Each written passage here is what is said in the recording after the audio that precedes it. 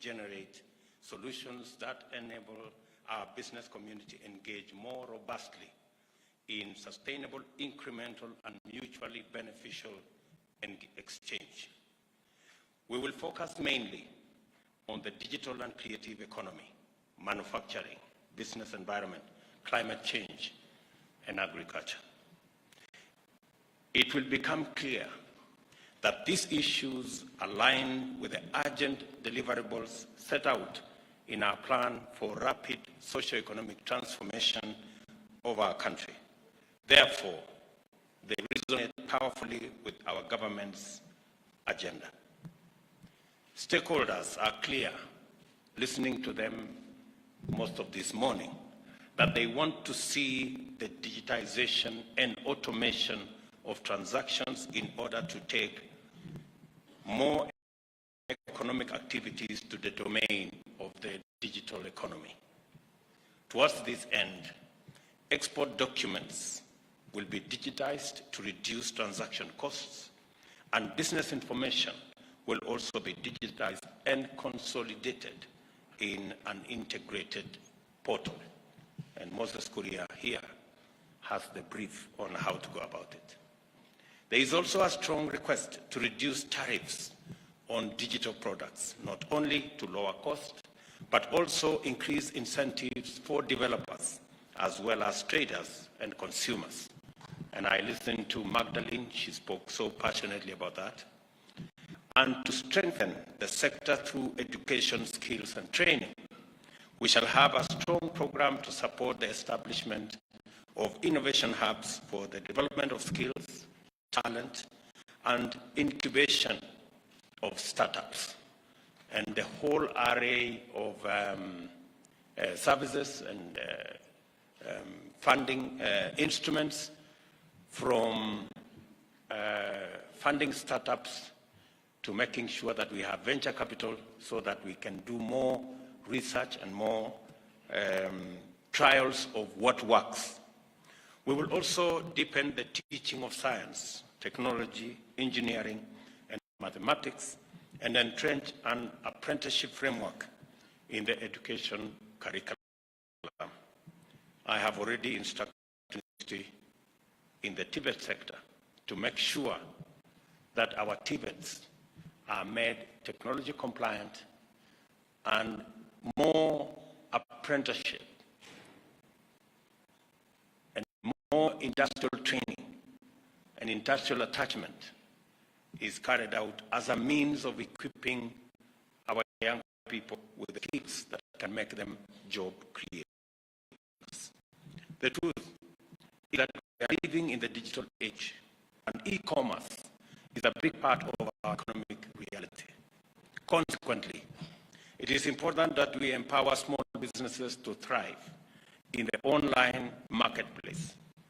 Our first order of business is to develop a policy framework to protect and support youth in their creative economy. This entails facilitation and capacity building of mainly youth-owned MSMEs. And as I said earlier, that is precisely why I pronounce myself on the creative economy under the Ministry of ICT and having a standalone ministry for SMEs, because this is the sector that will turn around, in my respectful view, our economy. The second related agenda is the urgent need to lay down MSME-friendly consumer protection and intellectual property framework so that we can modernize facilities which have been neglected or degraded into modern recreational centers and where youth can train, can learn, practice, and generate incomes from showcasing their talent. As it pertains to manufacturing, MSMEs must be supported to participate in supply and value chains through establishment of processing plants and common shared facilities. The cost of production must also be lowered significantly through lower energy and input costs and a more supportive tax regime.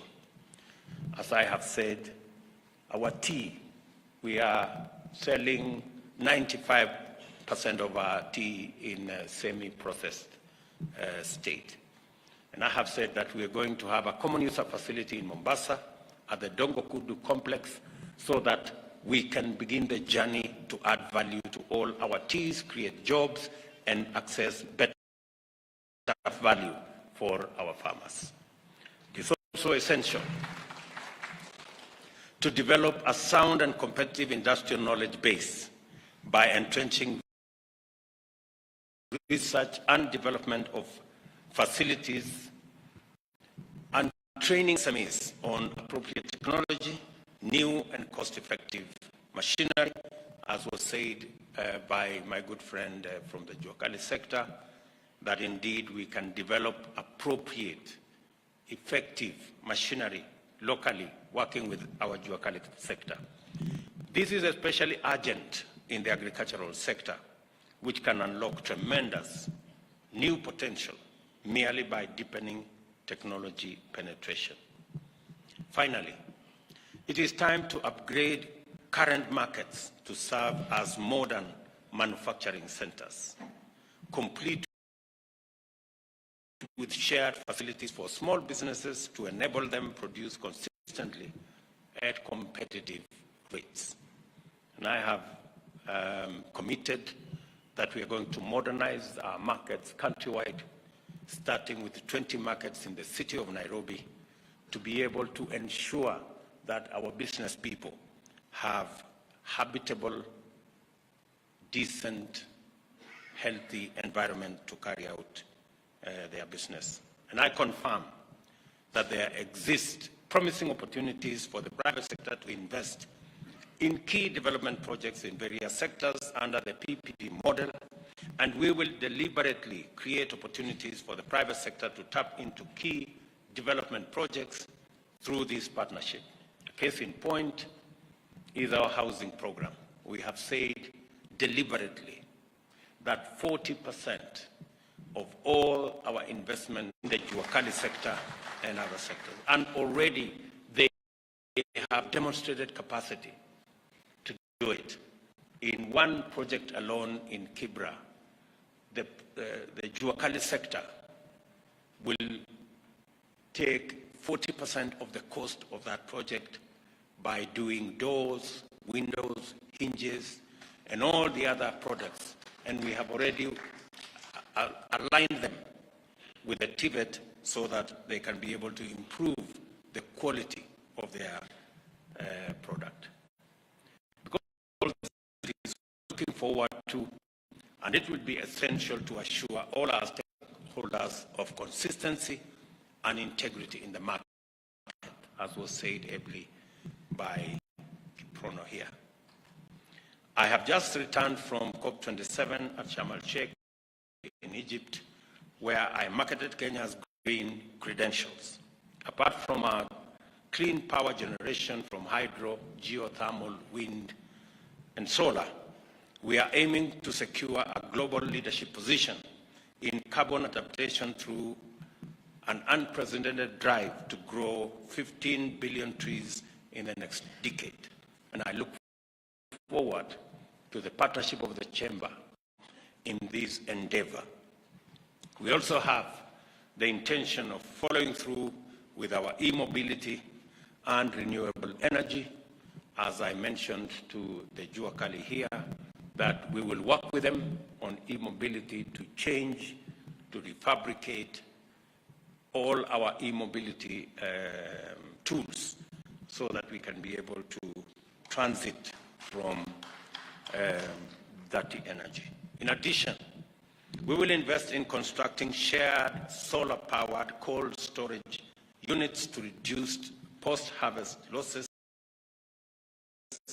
increase agricultural productivity, and protect farm incomes, unlocking the true potential of MSMEs in our economy demands that we all collaborate with the private sector. Working together, we will create new opportunities that will transform our economy and our country And I want to ask all the players working together, synergized, and we will provide the necessary space for all of us to contribute our ideas. And we believe that always a good idea should be able to give way to a better idea. That's how we can move together in unison. Ladies and gentlemen, I want to thank all of you for finding time for this engagement. I value this engagement, and I look forward to many more as we look into the future. Tomorrow, I will be having another engagement with our pension schemes, the people who decide on our savings, again, to be able to work with them to build our savings culture, to secure our present with investments, and to secure our future with pensions. Again, I look forward, as Moses said, and easy for business, because